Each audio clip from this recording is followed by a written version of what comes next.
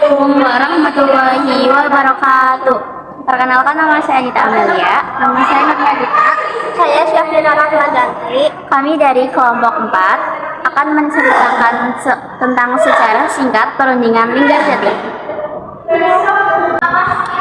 Dalam perjuangan mempertahankan kemerdekaan Indonesia, gerakannya berperan yaitu juga berunding. Salah satu perundingan penting adalah perundingan Linggarjati. Nama peristiwa perundingan Linggarjati waktu 10 sampai 13 November 1946. Perundingan disahkan pada 25 Maret 1947. Tempat Linggarjati, Kuningan, Jawa Barat. Tokoh utama pihak Indonesia Sultan Syahrir, pihak Belanda Max van Paul, mediator Lord Gillen, Inggris. Pasca proklamasi, Belanda berusaha kembali menguasai Indonesia. Untuk meredakan ketegangan, diadakan perundingan antara Indonesia dan Belanda di Linggarjati pada 10 sampai 13 November 1946. Perundingan ini bertujuan mencari penyelesaian damai.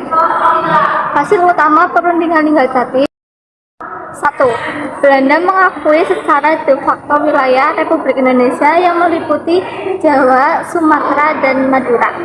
2. Indonesia dan Belanda sepakat membentuk Negara Indonesia Serikat atau NIS. 3. Indonesia bersedia bergabung dalam Uni Indonesia Belanda. Linggarjati mengandung beberapa nilai perjuangan penting, yaitu 1. Diplomasi sebagai strategi perjuangan. Indonesia membuktikan bahwa kemerdekaan tidak hanya dipertahankan melalui senjata, tetapi juga melalui meja perundingan. 2. Kebijaksanaan dan kedewasaan politik. Pemimpin Indonesia memilih jalan damai untuk mencegah jatuhnya banyak korban rakyat. 3. Persatuan dan tanggung jawab nasional. Delegasi Indonesia membawa aspirasi seluruh rakyat Indonesia, menunjukkan kuatnya semangat kebangsaan. 4. Realistis dan adaptif. Kelebihan atau kekurangan dari peristiwa Linggarjati yaitu ada 4. Yang pertama, menjadi dasar pangkuan internasional terhadap Republik Indonesia.